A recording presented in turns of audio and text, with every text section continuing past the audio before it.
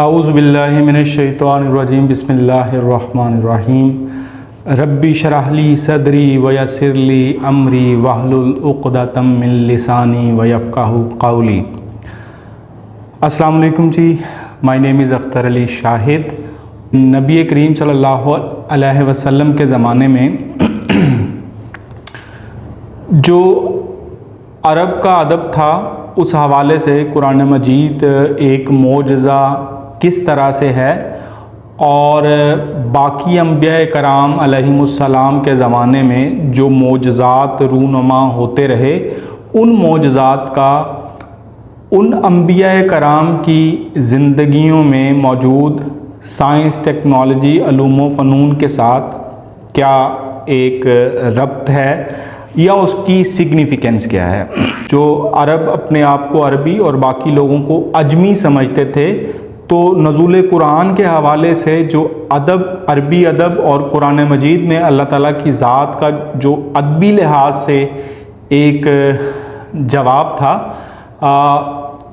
جس طرح سے وہ نہ صرف اس زمانے بلکہ قیامت تک آنے والے تمام زمانوں میں تمام طرح کے لٹریچر اور تمام طرح کے ادب کے لیے ایک بہت ہی خوبصورت جو ہے وہ جواب ہے۔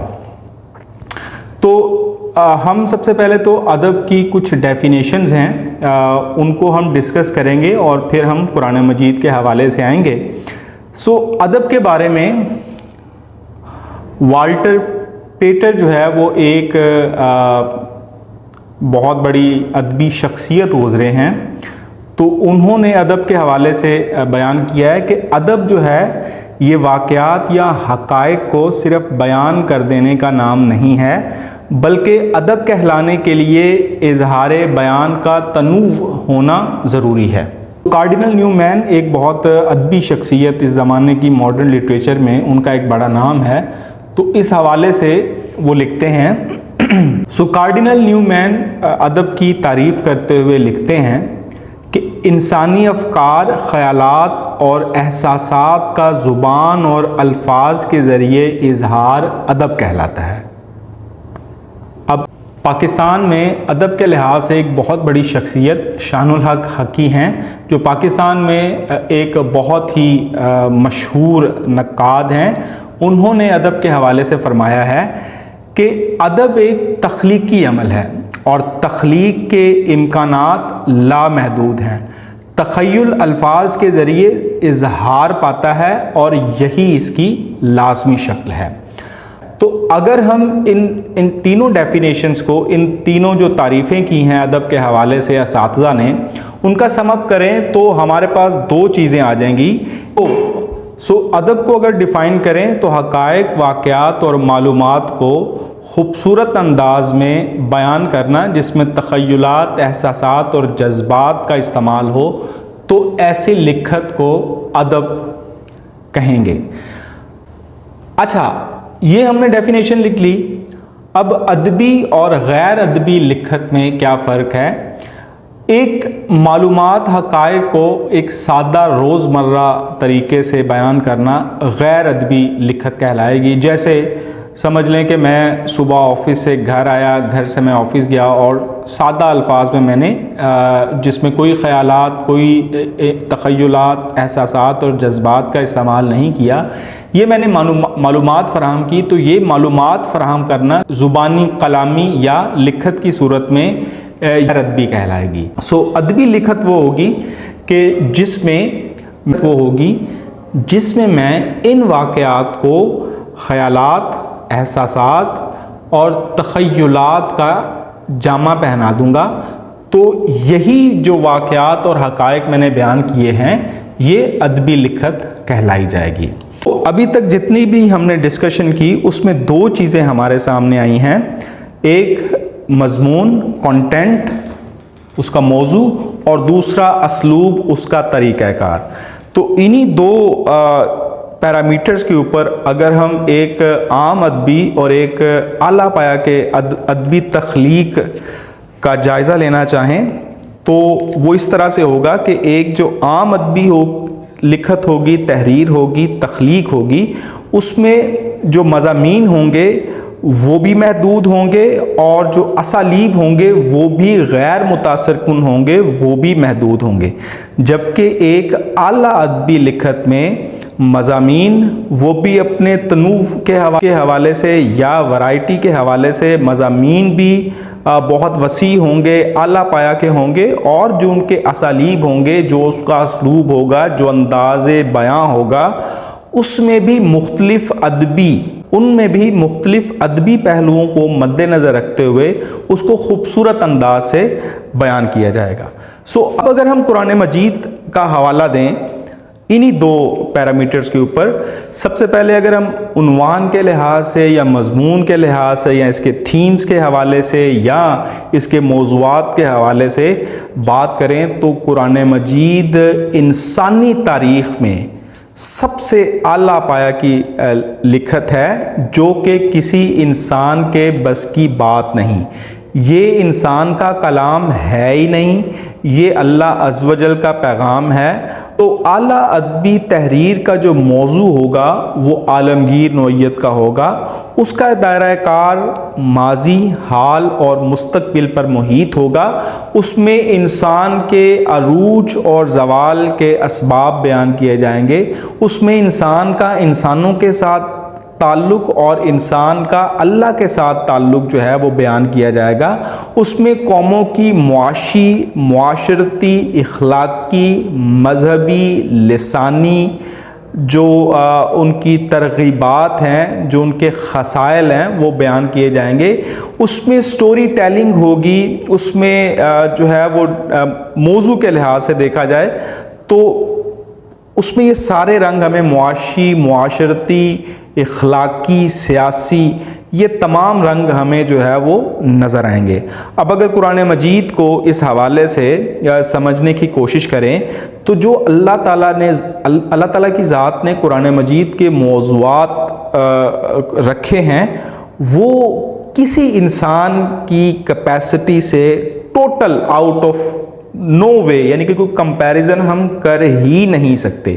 اس میں موضوعات کے لحاظ سے اللہ کا انسان سے تعلق، انسان کا انسان سے تعلق، قوموں کے عروج و زوال، تہذیب، ثقافت، کلچر، سیاسیات، اخلاقیات، معاشیات، معاشرت، ان کی ثقافت، یہ ساری چیزیں، اور نہ صرف وہ اس دنیا تک محدود ہیں، انسانوں تک محدود ہیں، بلکہ اس میں حشرات، اس میں پرندے، اس میں جانور، ان کے خصائل بھی بیان کیے گئے ہیں۔ اس کے علاوہ اس میں جغرافیہ لحاظ سے دیکھیں تو جغرافیائی طور پر پہاڑ، دریا، سمندر، نباتات، حیوانات، حشرات، زمین، سورج، چاند، ستارے، کہکشائیں، آپ اس میں دیکھ لیں فصلیں، اس میں دریا، سمندر، پہاڑ، ندی، نالے، ستارے، سیارے، کہکشائیں، یہ تمام چیزیں جو ہے وہ اس میں سمو دی گئی ہیں۔ تو موضوعات کے لحاظ سے اگر دیکھیں تو اس تحریر کا کسی بھی دنیا کی تحریر سے کوئی مقابلہ نہیں، کیونکہ یہ تحریر اللہ پاک کی تحریر ہے۔ اور اس میں ابھی تک قیامت تک آنے والے دور میں جتنی بھی ٹیکنالوجی، سائنس اور ان مظاہر فطرت جو میں نے گنوائے ہیں، ان حوالے سے جو بھی حقائق بیان کیے گئے ہیں قرآن مجید میں، وہ قیامت تک آنے والے کسی بھی سائنس اور ٹیکنالوجی کے پروون فیکٹر سے وہ کنٹراڈکٹری نہیں ہو سکتے، کیونکہ اسی حوالے سے اللہ پاک کی ذات فرماتی ہے افلا یتدبرون القرآن ولو کان من عند غیر اللہ لوجدوا فیہ اختلافا کثیرا۔ کیا یہ لوگ قرآن مجید میں غور نہیں کرتے؟ اگر یہ اللہ تعالیٰ کے سوا کسی اور کی طرف سے ہوتا تو یقیناً اس میں بہت سارے اختلافات ہوتے۔ اس میں کوئی کنٹراڈکشن نہیں آئے گی۔ تو یہی اس کی اوتھینٹسٹی کا سب سے بڑا ثبوت ہے کہ قرآن مجید ایک ایسا کلام ہے کہ جس میں اختلاف ہو ہی نہیں سکتا، کیونکہ خالق اور تخلیق ایک ہی ہے۔ مضامین اور اسلوب کے بعد اگر ہم لٹریچر کے فنکشنز دیکھیں کہ what are the functions of literature, تو اس حوالے سے اگر آپ گوگل پہ لکھیں گے کہ what are the functions of literature تو گوگل میاں آپ کو اس کا جواب دیں گے۔ اگر ہم فنکشنز آف لٹریچر کی بات کریں تو لٹریچر کے ادب کے 5 فنکشنز ہیں۔ وہ 5 فنکشنز کون کون سے ہیں دیکھ لیتے ہیں ہم. Literature improves communication skills. The easiest way to improve vocabulary writing and speaking skills is to study literature. یعنی کہ ادب جو ہے یہ آپ کے بیان کی صلاحیت کو بہتر کرتا ہے. سب سے آسان طریقہ جس سے آپ اپنے ذخیرہ الفاظ، لکھت اور تقریر کی صلاحیت کو بہتر کر سکتے ہیں وہ یہی ہے کہ آپ لٹریچر کا مطالعہ کریں.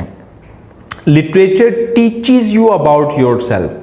لٹریچر آپ کو آپ کے بارے میں سکھاتا ہے، یعنی کہ آپ اپنی ذات کا احاطہ کر سکتے ہیں، آپ اپنے آپ کو سمجھ سکتے ہیں.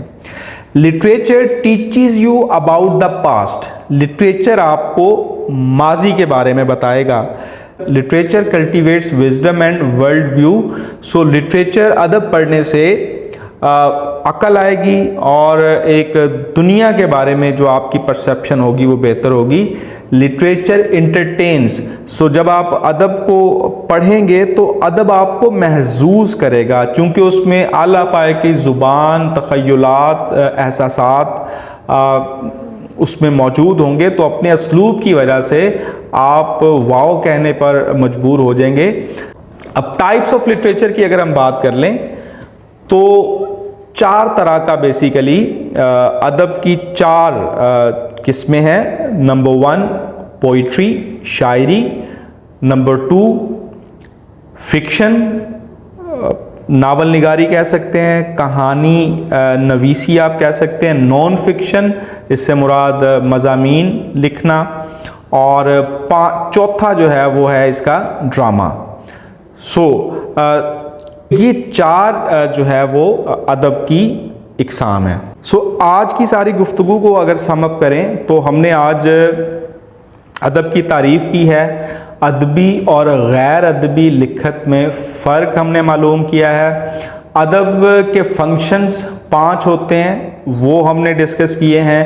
اس کے بعد ہم نے 4 طرح کا ادب ہوتا ہے، ادب کی 4 قسمیں ہوتی ہیں، ہم نے وہ ڈسکس کی ہیں. سو انشاءاللہ اپنی نیکسٹ ایپیسوڈ میں ہم اب ان جو ادب کے بنیادی اجزاء یا ادب کی جو بنیادی چیزیں ہم نے ڈسکس کی ہیں، ہم قرآن مجید کے حوالے سے اس کی ڈسکشن کریں گے. بہت شکریہ جی، تھینک یو.